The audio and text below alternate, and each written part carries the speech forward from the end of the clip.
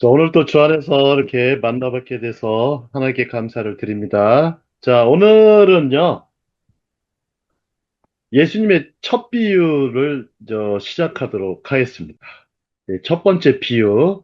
여러분들, 첫 번째 비유가 뭔지 기억하시죠? 씨 뿌리는 새 비밀, 포도주나 새 부대. 새 세부. 포도주나 새 부대에 대한 비유가 처음 비유로 등장을 합니다. 이제 무엇이든 이제 비유를 공부하실 때는요, 비유 자체만 이렇게 딸랑 이렇게 좀 잘라가지고 보시면 안 돼요. 보시면 안 되고, 전후 문맥을 잘 파악하셔서 또 상황과 또 분위기를 잘 파악하셔서 보실 필요가 있습니다. 자, 첫 번째 이야기 배경은요, 세리 레위와 연회가 있었습니다. 근데 세리 레위가요, 나중에 이제 세리 마태가 되죠. 그죠? 세리 마태인데, 이 레위는요, 그 이름 자체가 레이지파 사람이라는 것이고, 그죠? 그리고 또 제사장 가문이었다라는 것을 볼 수가 있는데, 이 세리는요, 제사장이 아니라 세리가 돼가지고 아마 본인의 엄청난 정체성의 문제 혹은 자아의 문제를 겪어오지 않았을까 생각이 듭니다. 그런데 예수님을 만나서 갑자기 너무나 어, 어떤 이 기쁜 나머지 잔치를 배설하고 사람들을 초대를 하였습니다.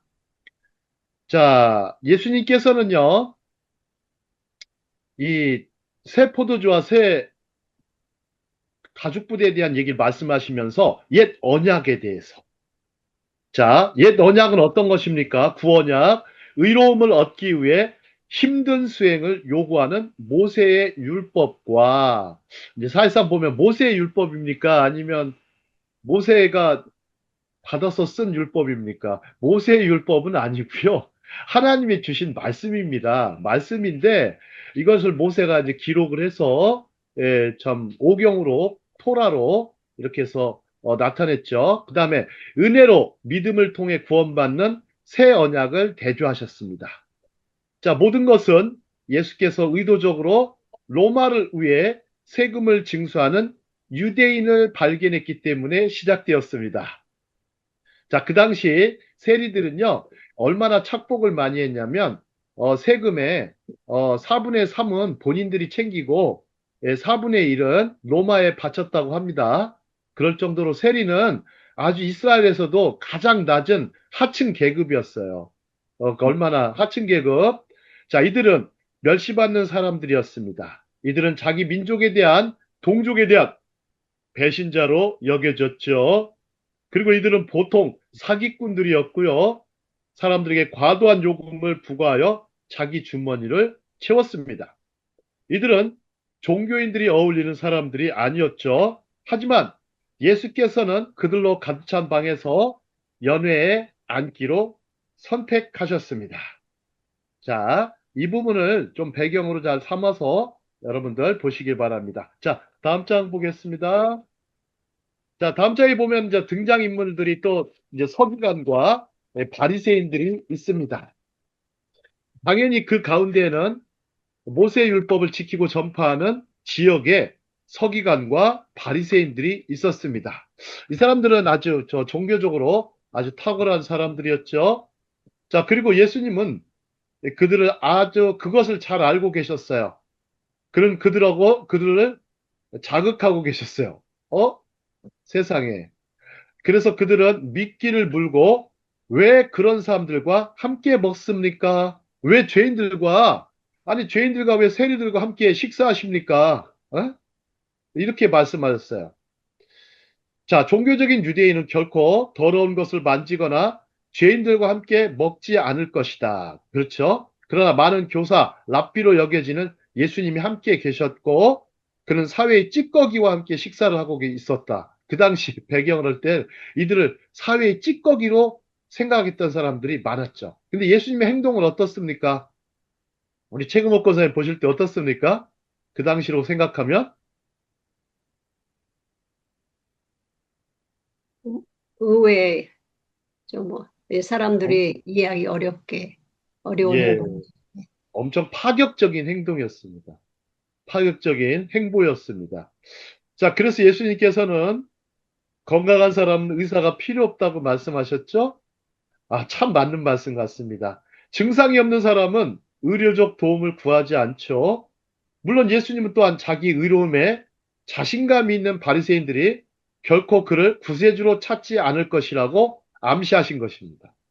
여러분들 바리새인들과 서기관들 중에 예수님을 구세주로 찾은 사람이 극소수였습니다. 그들은 필요성을 보지 못했습니다. 그들은 스스로 온전하고 깨끗하다고 느껴졌습니다. 자, 여러분들 보세요. 하나님이 온전하고 깨끗하게 하신 자들입니까? 아니면 본인 스스로 정말 어떤 깨끗하게 되었다고 생각합니까? 부인들의 노력과 행위로 이 사람들은 거룩하게 됐다고 생각하고 있어요. 여러분들 죄사함이라는 것은요, 내가 만들어낼 수 있는 게 아닙니다. 그죠? 예, 죄의 정결함, 깨끗함은요, 하나님만이 주실 수 있는 은혜입니다. 그렇기 때문에 바리새인들과 서기관들은 깊은 오류를 안고 있었던 것입니다. 자, 다음 장 보겠습니다. 자, 이제 또 죄인들과 함께 하신 예수님. 제가 이제 글쓰기 할 때는 이렇게 어떤 순서 개념을 따라서 작성을 합니다. 그 다음 차근차근 쓰다 보면 계속해서 글들이 나오게 되어 있죠. 자, 하지만 예수님은 죄인들과 함께 앉으셨어요. 또한 의인이라고 부르는 사람들과도 앉아 계셨어요. 예수님은 그들의 필요를 너무나 잘 아셨어요. 자, 나는 의인을 부르러 온 것이 아니요 죄인을 불러 회개하러 부르러 왔다고 하셨어요. 자, 율법을 여러분들 지킴으로써 구원을 추구하는 자들은 율법에 의해 심판을 받을 것입니다. 그 율법은 그들을 짓밟을 것입니다.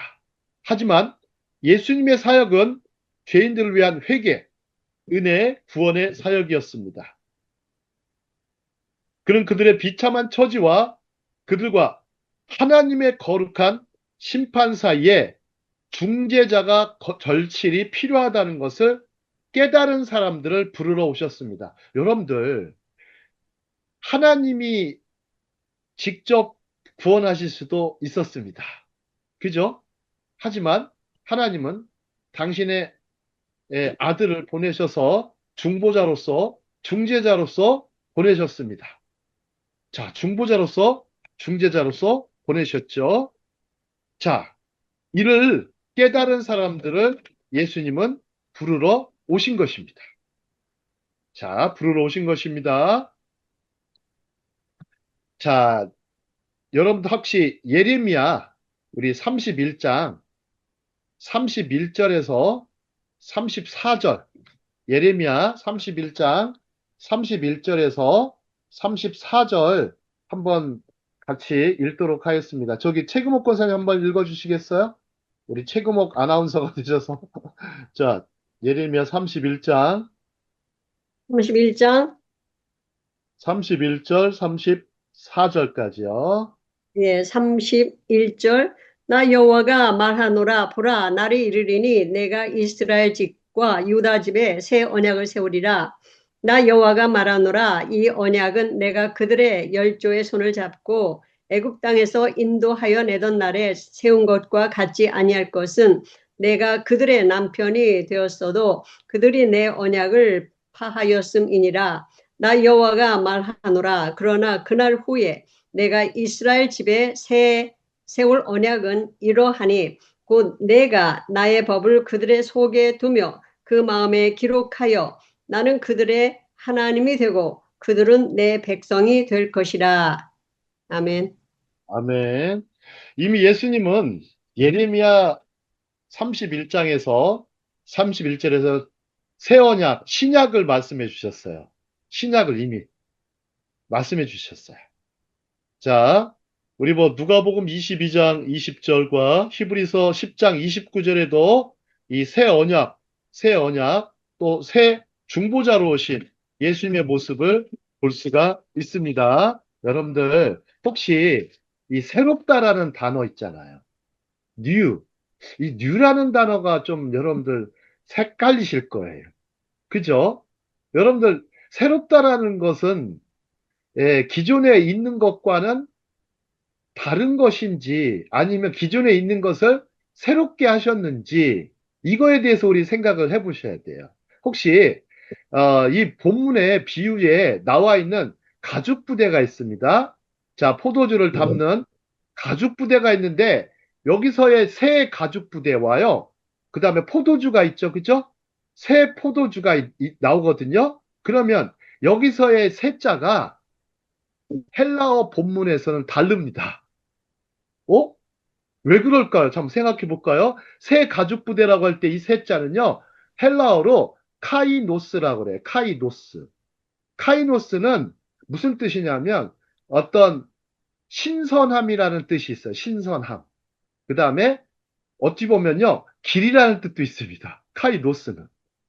그래서 길, 신선함이라는 뜻이 있고요. 그 다음에 새 포도주의 이 새 자는요, 또 달라요. 우리가 말하는 뉴와 의미가 다르고 네오스예요. 네오스. 네오스인데요. 이거는 시초라는 뜻이에요. 시작. 그러니까 여기서의 새 포도주는 새로운 시작을 말하는 거예요. 그래서 옛 언약에서 새 언약. 그래서 네레미야 33장으로 넘어가 보면 33장 33절인가요? 33장 3절에 보시면 새 언약에 대한 말씀이 나옵니다. 한번 33장 3절도 읽어 주실까요? 자, 너는 내게 부르짖으라. 내가 내게 응답하겠고 내가 알지 못하는 크고 비밀한 일을 내게 보이리라. 여러분들 크고 비밀할 일을 내게 보이리라 그랬어요. 그죠? 여러분 크고 비밀할 일이 과연 뭘까요? 우리가 그걸 잘 몰랐었죠. 크고 비밀할 일이 바로 새 언약과 관련이 깊습니다. 크고 비밀할 일은, 무슨, 뭐 엄청나게 무슨 기적, 이렇게 생각하시는 분 있죠.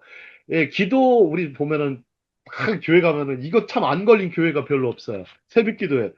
너는 항상 부르짖으라, 뭐. 내게 부르짖으라. 내가 응답하겠고. 근데, 부르짖지 않아도 하나님은 응답하시거든요. 조용히 기도해도 되고, 골방 가서 기도해도 되고. 근데 이제, 부르짖으라는 얘기는 그만큼, 잡음이나 소음이나 여러 가지 많은 우리 그런 것들이 우리 속에 너무나 많기 때문에 그런 것 같기도 합니다. 그죠? 그렇죠. 조용히 기도하다 보면 얼마나 많은 잡음들이 이상한 다른 소리들이 많이 들려옵니다. 그러다 보니까 집중할 수가 없었고 또 그런데 이 기도하고 부르짖을 때 이것이 새 언약과 관련이 깊습니다. 자, 여러분들 새롭게 아셨죠?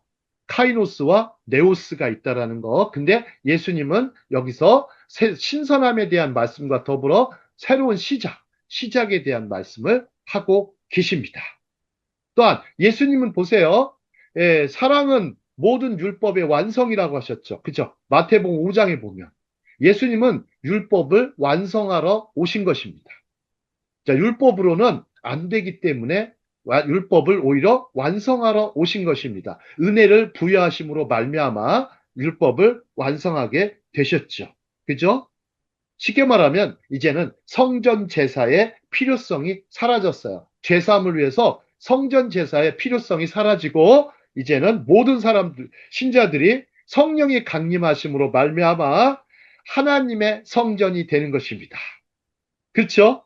하나님의 성전이 되는 것입니다. 자, 무슨 영적인 의미로 그렇다고 할 수 있겠습니다. 자, 다음 장 보겠습니다. 자, 이제 여러분들 한번 생각해 볼까요? 제가 한번 이 생각을 한번 해봤어요.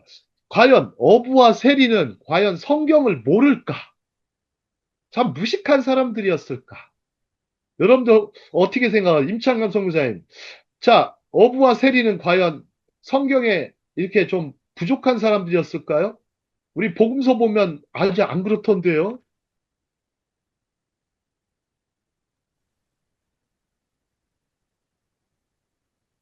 그 사회 가운데 살았기 때문에 전혀 무식하다고 생각하진 않아요. 예. 이제 질문을 한번 던져보시면, 이 질문을 한번 던져보시면, 여러분들 질문을 통해서 얻는 게 참 많죠. 그죠? 뭐 구글에다 물어볼 수도 있고 아니면 챗 GPT에다 물어봐도 되는데 챗 GPT는 주로 물어보지 않습니다. 저는 거기는 좀 아직까지 뭐 기술이나 기능적인 면에서는 좋은데 은혜롭지가 않습니다. 되도록이면 먼저 이 성경을 보면서 여러 가지 사색을 해야 됩니다. 여러분들 사색을 하는 게 엄청 중요해요. 정확한 지식을 갖는 것도 중요하지만 사색을 깊이 하셔야 됩니다. 자, 예수님 시대를 볼까요? 자, 초등교육에서는요, 성경을 광범위 암기하고 토라에 대한 지식이 포함되었어요. 그래서 어린이 교육, 미리, 자, 어린이 교육에는 이미 다 포함되었어요. 그래서 갈릴리의 교육 수준은요, 유다의, 즉 예루살렘의 수준을 능가했을 수도 있었어요.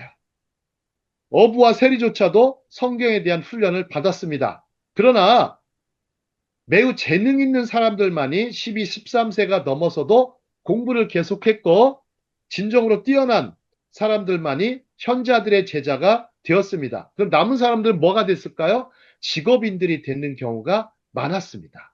그죠? 그래서 어려서부터 무슨 일? 자, 베드로라든지 요한, 야고보 이런 사람들은 어부 일을 열심히 했죠. 그 다음에 이제 세리, 레위, 뭐 마태는 그때부터 열심히 세금을 계산하는 사람이 됐고, 자, 여러분들 보세요. 그 당시에도 공부하려면 좀 부유한 사람들이 필요했어요. 개천에서 용나는 시절이 없었던 것 같습니다. 그 당시에도. 자, 이 비빈이라는 어떤 학자가 이렇게 표현해 놨고, 나중 복음서와 서신서를 보면 이들의 높고 웅장한 성경 지식과 영성은 놀랍기만 합니다. 그죠? 자, 그렇다면 우리가 이제 평신도 분들도 이렇게 말씀드리면 좋을 것 같아요. 평신도 분들이 성경을 좀 우리가 많이 모르시죠. 그죠?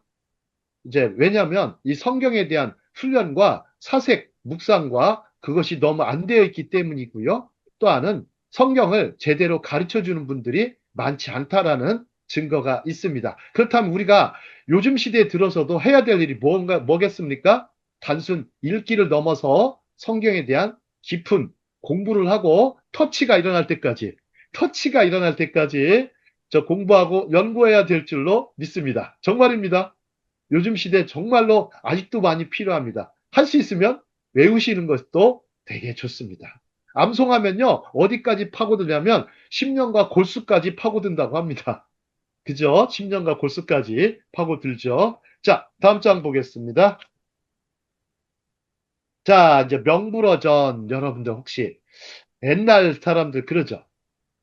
포도주도 참 오래된 묵은 포도주도 좋고 또 친구는 어떤 친구? 오래된 친구가 좋다고 얘기를 하죠. 그죠? 자, 이제 피르케 아보트를 보면요. 누구든지 묵은 포도주를 마신 후에 새 포도주를 원치 아니하노라. 이는 그가 묵은 것이 좋다고 말하기 때문이라. 이 예수님의 말씀 중에 이게 들어있어요. 자, 이 비유가 예수님의 토라 가르침, 즉, 새 포도주와 바리새인들의 토라 가르침, 묵은 포도주를 비교하는 것이라면 그 의미는 완벽하게 명확해져요.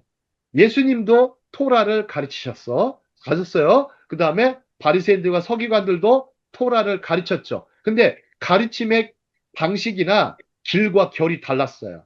이미 바리새 학파에서는요, 토라를 공부하고 그러한 전통과 모델을 따라 해석함을 배운 제자들은 새로운 접근 방식에 관심이 없을 가능성이 큽니다. 왜요? 이들은 이미 가르쳐준 전통을 그대로 따라서 답습을 했어요. 그죠? 자, 그러한 학생들은 이미 의견을 형성하고 판단을 내렸기 때문에 모순되는 가르침을 무시할 가능성이 컸습니다. 그들은 이미 받은 교육을 더 우월하다고 생각할 것입니다. 그죠? 이런 어떤 사람들이 이 사람들은 왜 달라지지 않을까? 이미 배운 걸 가지고서 그것이 고착화되었습니다. 딱 고정관념으로 사로잡히게 되었어요. 그러다 보니까 예수님의 새로운 가르침, 예수님의 어떤 새로운 길, 새로운 방식에 대해서는 외면할 수밖에 없었고, 그리하여 예수님을 배척하게 되었습니다. 자, 그래서 탈무드에 보시죠. 뭐라고 썼습니까? 우리 최고 목사님 읽어주시죠. 늙은 개에게 새로운 재주를 가르칠 수 없다. 야, 생각해 보세요. 늙은 개에게 새로운 재주를 가르칠 수 없다. 그럼 어떤 개에게 가르쳐야 돼요, 그러면?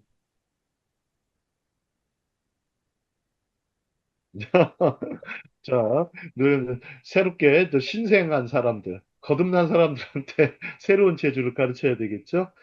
자, 새로운 재주. 자, 이 포도주는 참으로 많이 나오죠. 그죠? 포도주는 성경에 참 많이 등장을 합니다. 포도주. 자, 여러분들 포도주에 대한 얘기나 포도는 어마어마하게 등장을 합니다. 여러분들 포도에 대해서 제일 먼저 생각나는 성경 구절은 어디 있습니까? 성경 파트. 하나의 혼인잔치요? 가나안, 성경 토라부터 시작해야 될 것 같은데요. 아, 오케이. 그 에스겔 골짜기에서 그 포도송이를 지고 나온 그 12사람. 에스겔 글자에서. 예. 그거보다 훨씬 더 앞서죠. 그죠? 노아를 생각해야죠. 노아. 아, 노아. 노아. 예. 예, 아주 포도를 생산하고 포도주에 취해가지고 벌거벗고 부끄러움을 당한 노아를 생각하셔야 됩니다. 자, 노아를 생각하셔야 돼요. 자, 자, 그다음부터 뭐 포도에 대해서 쭉 나오죠. 이제 성경 하브루트 할 때는 이렇게 어떤 시작부터 잘 찾아서 쭉 하다 보면요. 어마어마한 일들이 나옵니다. 여러분들. 중요한 것은 여러분들이요. 이게 이제 지성이라는 단어를 좀 말씀드리고 싶어요. 사람들이 지식인이 되고 싶잖아요. 누구나. 지식인이 되어야 되는데, 지식인이 되기 위한 첫걸음은 뭔지 아세요? 첫 번째, 첫걸음, 첫 단계는요, 정의를 내릴 줄 알아야 돼요. 개념을 파악하고 정의를 내릴 줄 알아야 돼요. 예를 들어서, 당신은 이렇게 말할 수 있어요? 예를 들어서, 제가 최금옥 권사님한테, 당신은 복음주의자입니까? 이렇게 질문하면 답변하실 수 있겠어요? 당신은 복음주의자입니까? 아니면 근본주의자입니까? 율법주의자입니까? 뭐 이렇게 하면은 답변 쉽지 않으시죠? 그죠? 왜냐하면 복음주의에 대한 정확한 정의가 안 정의가 잡혀 있는 사람은 내려요. 답변하기가 어려운 거예요. 그죠? 그래서 이 하브루타를 할 때는 굉장히 정확한 정의를 먼저 갖고 있어야 돼요. 그리고 두 번째로요, 또 중요한 게 뭔지 아십니까? 이 정의를 실천하셔야 돼요. 이 정의를 정확하게 갖고 있다면 이 정의를 그대로 따라가시는 게 중요합니다. 그죠? 잘못된 정의를 내리거나 잘못된 개념이 결국 잘못된 결과를 만들게 되어 있습니다. 이게 이제 지성인의 첫걸음이에요. 그래야 무엇인가 잘 설명할 수가 있죠. 그죠? 설명할 수가 있어요. 정확하게. 은혜가 무엇인지. 그죠? 죄가 무엇인지. 그죠? 그렇게 해서 여러분들이 하시면 성경에 대해서 아주 굉장히 완전 신선하게 지금까지 읽은 성경이 딱 읽다가 보면 이런 말씀이 있었나? 굉장히 아주 새롭게 다가옵니다. 이 묵상하실 때도 그게 필요해요. 묵상 쉽지 않지만 기본적으로요. 이렇게 정의를 잘 따라가다 보면 굉장히 묵상의 길이 잘 열리게 되어 있습니다. 여러분들 오래된 포도주와 새 포도주 이거에 대해서 여러분들 차이점을 생각해 보시면서 오늘 비유를 들으셔야 됩니다. 자, 다음 장 보겠습니다. 자, 여기는 이제 새로운 항아리에다 담겨 있는 것을 이렇게 가죽 부대에 담는 장면이 그림으로 되어 있죠. 그죠? 자, 다음 장이요. 자, 나는 오래된 가죽 부대인가 새 가죽 부대인가 이 생각해 보셔야 돼요.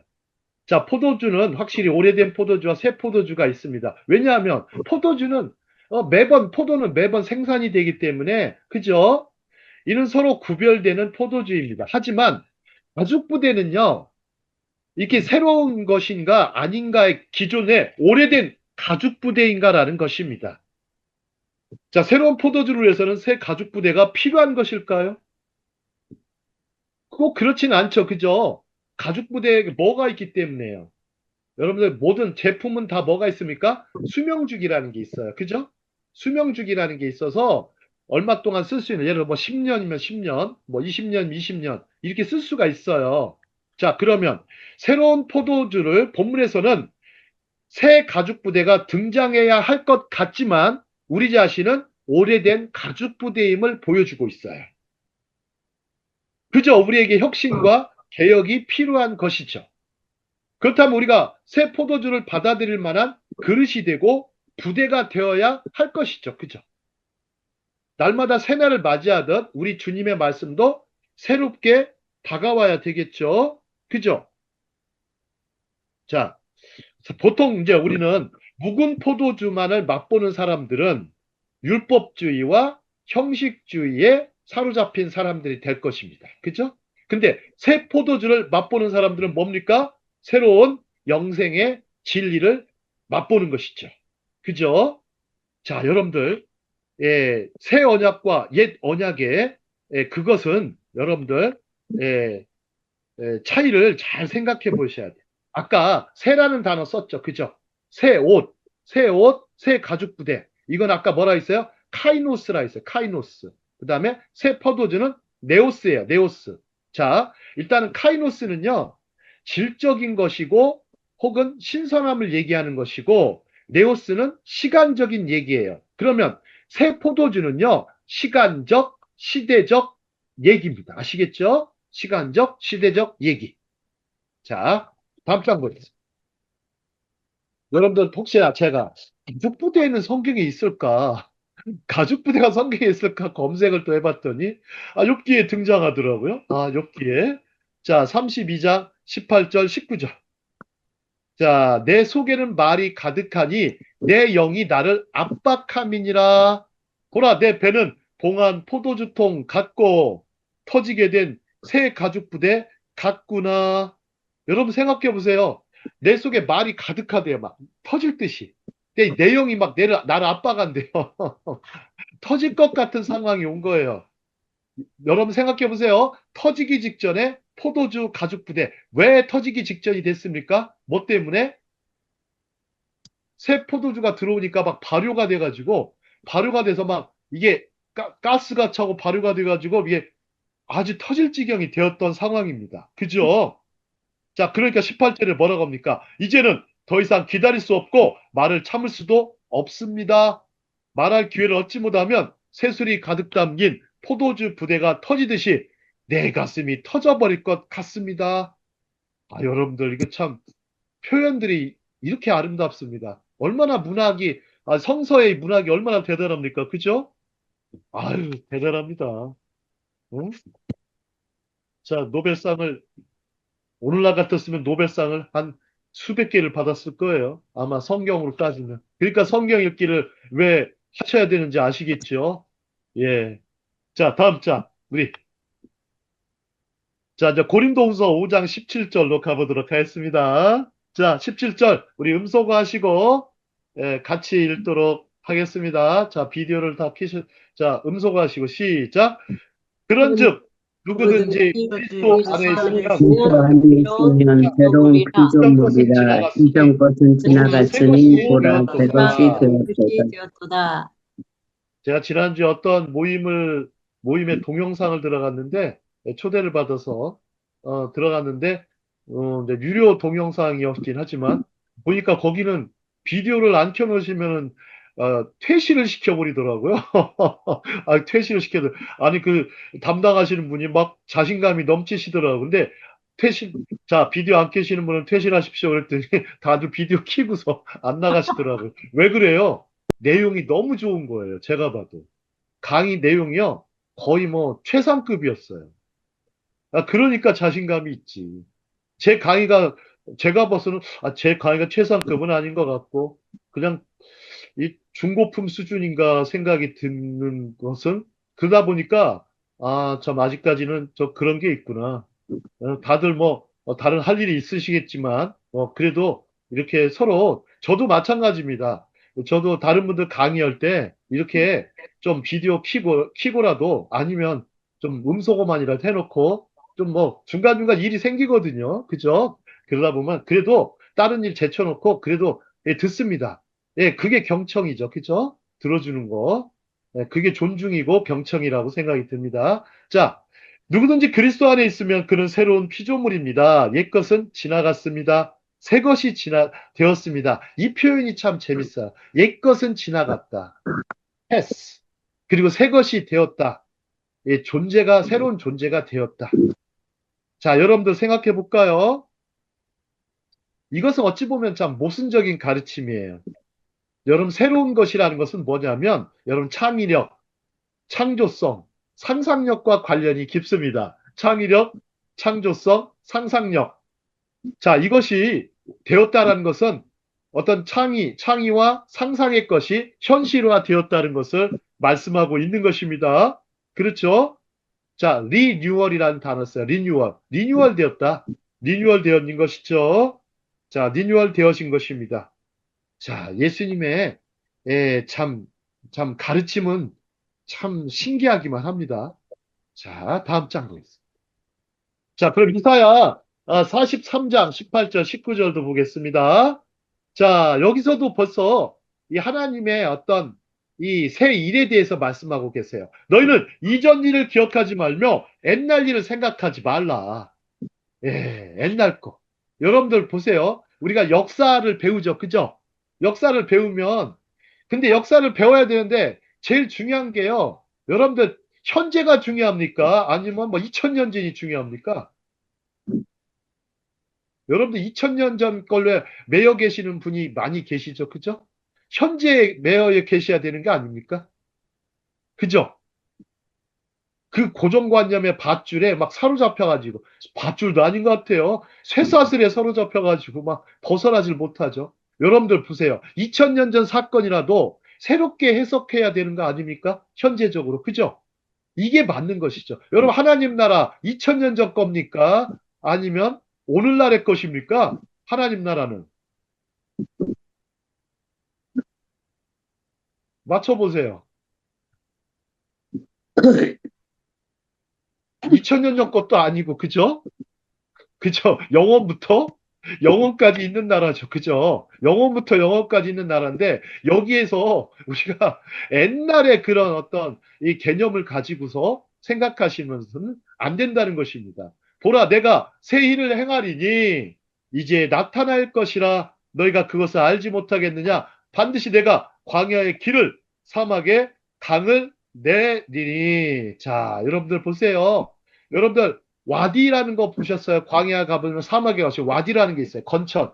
건천에요. 갑자기 막 비가 내리면요. 갑자기 건천이 뭐가 됩니까? 강물로 변합니다. 강으로 변하는데 시냇가로 변하죠. 그래서 생명의 물이 돼버립니다. 그 말랐던 물이. 그것이 바로 세일입니다. 세일. 여러분들 비 있죠? 비. 비가 내리는데 히브리어로 게심이라고 그래요. 게심.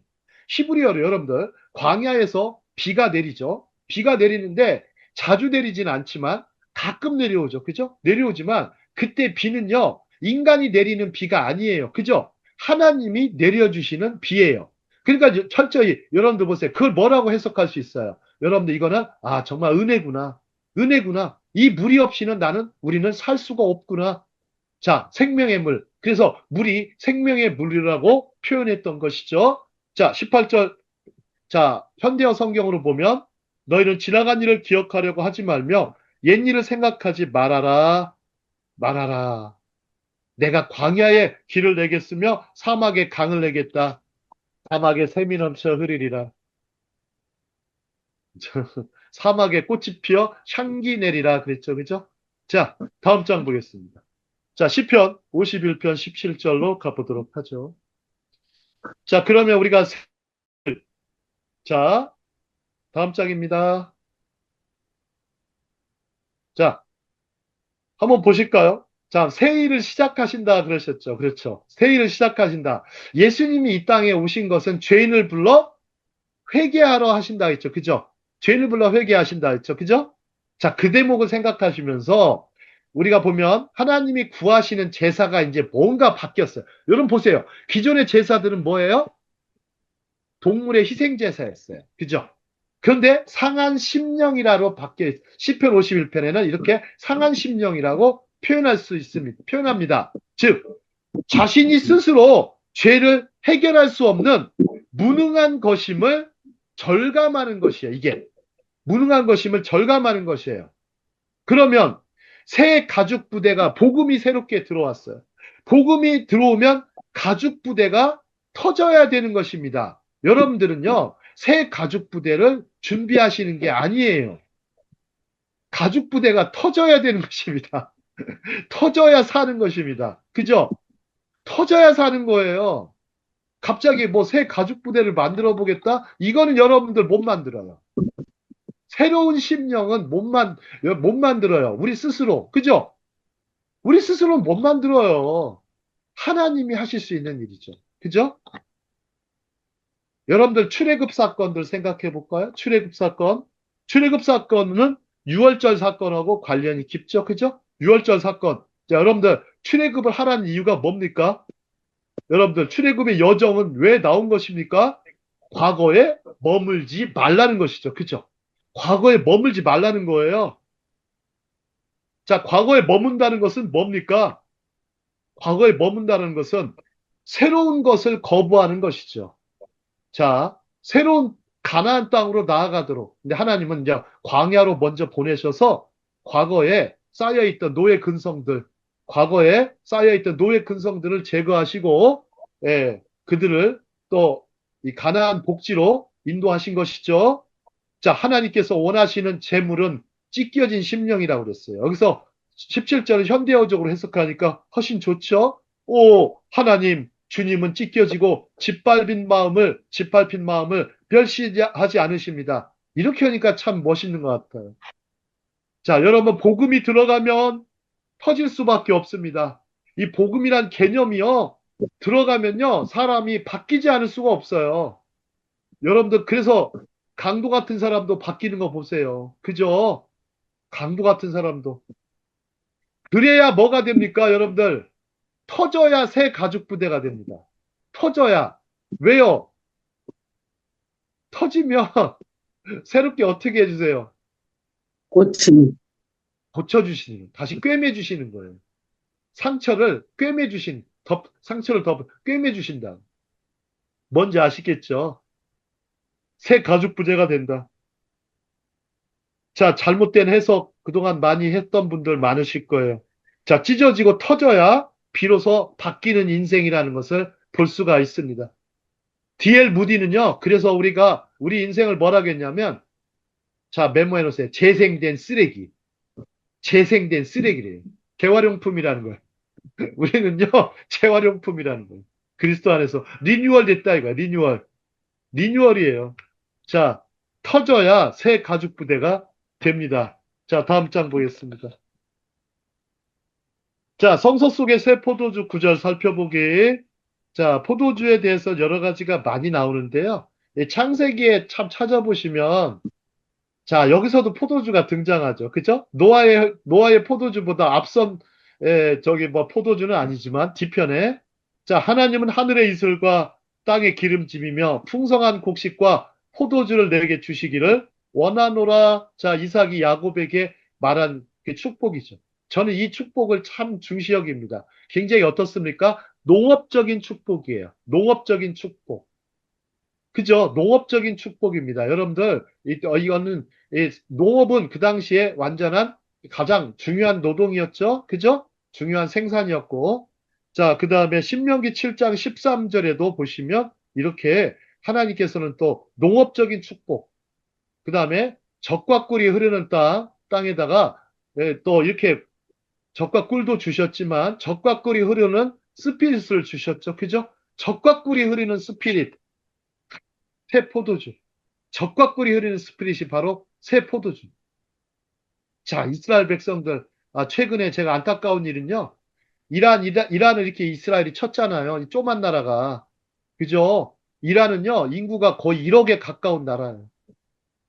그런 나라에 몇백만 밖에 안 되는 이스라엘이 이렇게 서로 전쟁을 치르고 하는 걸 보면 이스라엘은 참, 이런 나라가 있을까 싶어요. 세계사에서 이런 나라가 있나.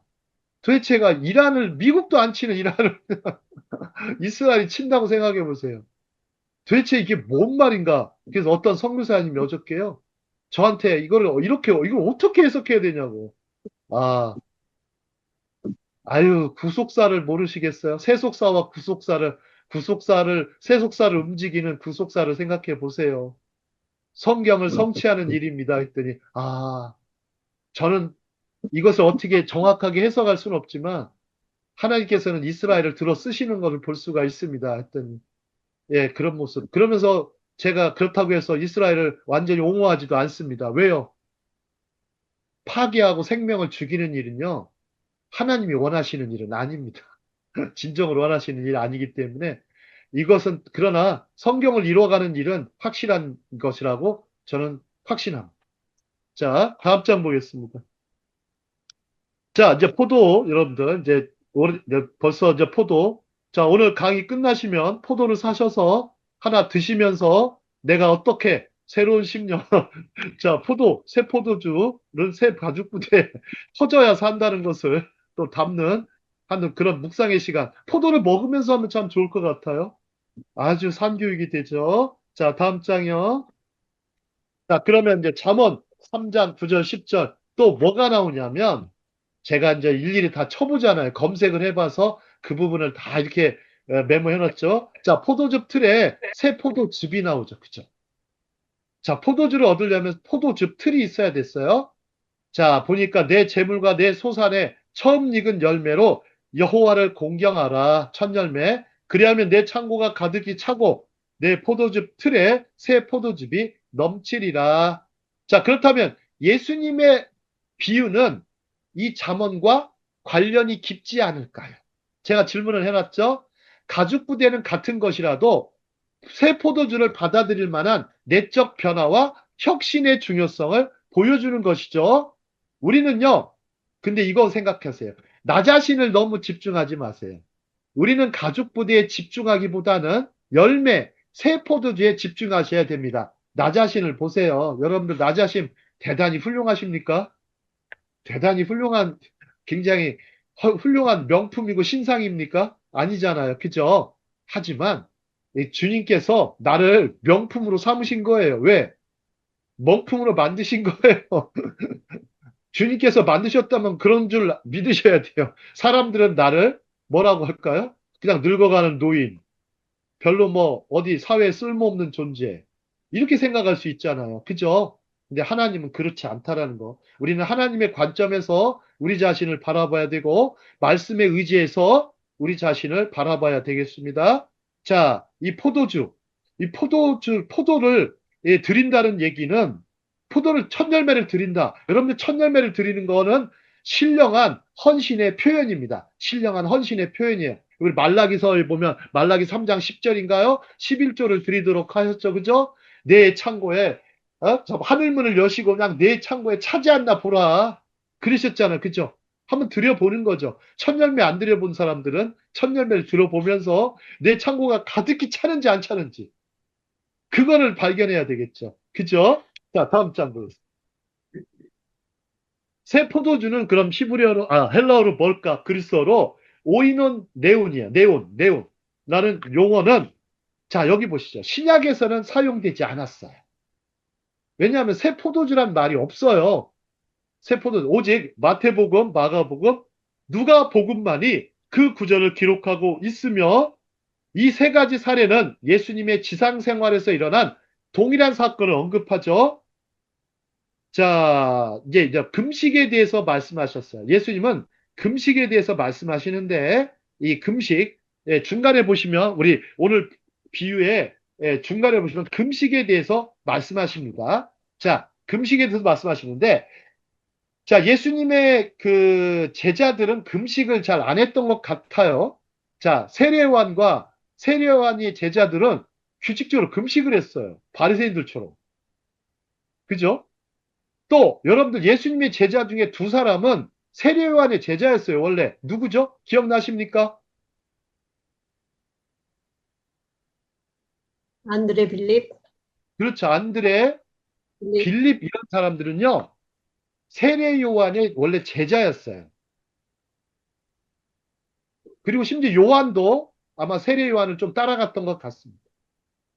자, 그런데 근데 원래 보세요. 원래 성경에 보면 토라에 보면요. 금식은 1년에 한 번 속죄일에만 요구됐어요. 레위기에. 원래 한 번인데 나중에 오랜 세월에 걸쳐서 모든 독실한 유대인들은요. 일주일에 두 번씩 월요일과 목요일에 금식을 해야 한다는 전통을 만들었어요. 이거는요. 예, 존더반이라는 성경 사전에 나와요. 성경 주석에 나와요. 저도 잘 몰랐어요. 연구하다 보니까, 금식이, 속죄일, 대속죄일, 욤키푸르 때 하루를, 온전히 금식하는구나. 그리고 이사야서에 보면 금식하는 날이 있죠. 그죠? 애통할 때가 있잖아요. 흉악의 결박을 풀어야 될 때가 있습니다. 그때 금식하는 것이죠. 그죠? 근데 여러분들 이렇게 금식하는 거 우리는 예수님의 고난 주간에 금식을 하죠. 그죠? 자, 그런 것처럼 우리도 근데 이렇게 대속죄일에 금식하는 그런 것이 있지만 우리도 참 그런 것 같아요. 참 일주일에 대속죄일이 있어요. 저는 이제 이 절기도 참 중요하다 생각해요. 그죠? 이제 하루 정도는 이날에 우리도 좀 금식하는 게 필요하지 않을까 생각도 들어요. 왜요? 우리가 가끔은 이렇게 날을 정해서 정말 금식하는 것도 정말 중요합니다. 이것은 정한 날이에요. 그래서 대속죄일은 여러분들이 크리스찬으로서 지키셔도 상관은 없습니다. 아시겠죠? 자, 다음 장요. 잘 알려진 행동, 빠른 비유에. 자, 오늘은 여기까지만 하겠습니다. 자, 새 포도주와 낡은 포도주 부대의 비유에서 강조된 행동을 보실까요? 자, 예수님의 청중이 이해하기에 충분히 쉬웠어요. 그죠? 충분히 쉬웠어요. 자, 와인 양주에는 포도를 따서 밟아서 주스를 짜내는 것은 필요했어요. 우리 이사야 63장 1절 3절하고요. 요한계시록 14장 19, 20절. 혹시 우리 이사야 63장 1, 3절 우리 최금옥 권사님 잠깐 읽어주실 수 있을까요? 이사야 63장 1, 3절. 에돔에서 오며 홍의를 입고 보스라에서 오는 자가 누구뇨? 그 화려한 의복 큰 능력으로 걷는 자가 누구뇨? 그는 내니 의를 말하는 자요 구원하기에 능한 자니라. 어찌하여 내 의복이 붉으며 내 옷이 포도즙 틀을 밟는 자 같으뇨? 여기까지인가요? 만민 중에 나와 함께 한 자가 없이 내가 홀로 포도즙 틀을 밟았는데 내가 노함을 인하여 무리를 밟았고 분함을 인하여 짓밟았으므로 그들의 선혈이 내 옷에 띄어 내 의복을 다 더럽혔음이니. 예, 여러분들 보세요. 이 포도주. 자, 그 다음에 이제 요한계시록 14장 19, 20절도 한번 읽어주실까요? 자, 이런 말씀이 있는가 좀 신기하실 거예요. 네. 예, 요한계시록 요한계시록 19장. 14장 19, 20절. 예, 천사가 낯을 땅에 휘둘러 땅에 포도를 거두어 하나님의 진노의 큰 포도주 틀에 던짐에 성 밖에서 그 틀이 밟히니 틀에서 피가 나서 말굴레까지 닿았고 1600 스타디온에 퍼졌더라. 여러분들 보세요. 이 포도주부터 이 퍼지는 속성을 아시겠죠? 그죠? 막 튀어가지고 막 옷만 이렇게 터지는 것도 아니고 막 주변에 쫙 퍼져요, 사람들한테. 여러분 보세요. 이거 뭔 느낌이 나세요? 여러분들, 유대인들은요, 유대인의 회당에 있었어요. 회당에 머물렀고, 자, 그리스도인들은 어디가 생겼죠? 교회가 생긴 거예요. 여러분들, 교회는 공간 개념이 아니죠. 그죠? 예수님을 주요 그리스도로 고백한 고백 공동체이고, 또 공간 개념이 아니잖아요. 이런 걸 잘 보시면, 옛날에 우리가 보면, 예, 낡고 오래된 것에서 새롭게 어떤 구별된 이 예수님의 운동을 보실 수가 있어요. 포도주 틈을 밟았다는 거예요. 옛날에 밟아가지고 포도즙을 냈단 말이에요. 그 예수님 어떠신 분이란 얘기예요. 포도주를 포도주 틀을 밟는 분이시란 얘기예요. 아시겠죠? 자, 그래서 이게 전 세계가 터지는 거예요. 야, 세상에. 그리고 예수님은 성만찬을 하셨죠? 포도주. 마지막, 예수님이 이제 6월절에 마지막 만찬을 하셨죠. 그죠? 그러면서 사람들과 같이 나누셨죠. 그래서 성만찬, 성례전은요, 교회가 가장 필수적으로 해야 되는 일입니다. 근데 유대인들도 똑같이 하죠. 그죠? 왜요? 이것은 상당히 성경적인 것입니다. 자, 이사야 63장과 우리 요한계시록 14장 말씀을 왜 보시면서, 이게 왜 해야 되는지에 대한 이유를 여러분들 될 겁니다. 상당히 신령한 부분입니다. 오늘 이 말씀은요, 굉장히 영성적인 부분입니다. 자, 초기 발효기간 중 보세요. 액체는 와인 가죽과 같은 저장 용기에 넣어서 2차 발효기간을 거쳤습니다. 원래는 일주일 동안만 발효를 시켰어요. 그러다가 다른 용기에 집어넣어서 2차 발효기간을 거쳤습니다. 이러한 액체 용기는 일반적으로 염소나 양의 가죽이나 정화된 위장으로 만들어졌지만 소나 낙타 가죽도 사용될 수 있었습니다. 41호 Y는 신에게 바치는, 옛날에 보면 신에게 바치는 제물로 적합하게 이어졌다. 옛날에 보면 포도주를 우상 숭배할 때도 썼고, 근데 하나님께 드려지는 제물로 이게 썼다는 거죠. 여러분들 40일 정도 후에 썼다고 합니다. 자, 그래도 하나 더 봐야 될 것 같은데, 보니까 내용이. 자, 한 절 더 보겠습니다. 한 장만. 자, 둘 다 보죠. 부대와 포도. 새로운 와인 가죽은 그 안에 넣은 와인이 발효 과정의 자연스러운 부분이 가스를 계속 생성함에 따라 깨지지 않고 확장될 수 있었다. 그죠? 왜냐하면 신축성, 융통성, 그 유연성이 있었기 때문이죠. 그죠? 여러분들 복음은요, 되게 신축성, 유연성이 있는 거예요. 자, 그 다음에 반면에 오래된 가죽은 더 이상 확장될 수 없을 정도로 오래되었다. 자, 그러면 율법은 이렇게 신축성이나 유연성이 떨어진다. 자, 가죽에 가해지는 스트레스에 적응하지 못해서 터지고 그 안에 있는 귀중한 액체를 낭비하기 쉬웠다. 그러나 새 포도주는 새 부대에 넣어야 하며 둘 다 함께 보존될 것이다. 그렇죠?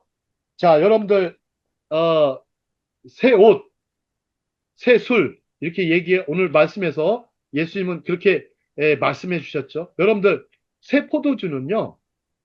예, 이렇게 황금 그릇에 담는 게 아니죠. 그죠? 여러분들, 그 다음에 항아리에 담죠. 그죠? 술을 항아리에 담죠. 담아야 이 보존이 되는 것인데, 자, 우리가 보면 이 새 포도든 새 부대에 대한 말씀은요, 예, 우리가 굉장히 그동안은 고정적으로 해석을 많이 했어요. 근데 좀 우리가 이 개념을 따라서 한 말씀 하나씩 차근차근 가다 보면 굉장히 아주 놀라운 터치가 일어납니다. 네, 터치가 일어납니다. 자, 우리가 그래서 예수님은 뭐라고 그랬어요? 어린아이와 같지 않으면 결단코 천국에 갈 수 없다. 그죠? 여러분들 탈무드에 보면 오래된 종이를 어른이로 표현합니다. 새 종이는 어린이로 표현합니다. 그렇죠? 그러면 우리는 어린이로서 하나님 나라의 어린이로서 사셔야 되겠죠. 그죠? 사셔야 되겠습니다. 그래서 어린아이와 같은 심령을 가질 수 있도록. 자, 어린아이 같이 좀 약간 어리석어 보이고 그렇지만 내용과 형식에 젖어 있지 않잖아요. 그죠? 내용과 형식에 젖어 있지 않아요. 유연성 있고 아주 신축성이고 어디로 튈지 몰라요. 그죠? 아주 팽창성 있고 활동력 있고 그래야 될 것 같습니다. 예. 한번 우리 교회에서 이거를 좀 교제를 잘 나누시면 될 것 같습니다. 정말입니다. 여러분 정말 신축성을 잃어버리고 팽창성 잃어버리고 유연성 잃어버린 분들은 좀 새 가죽 부대가 될 수 있도록 정말 복음을 새롭게 제대로 영접하고 배울 수 있도록 그런 시간을 가져야 될 것입니다. 자, 오늘 강의는 여기까지 하도록 하겠습니다.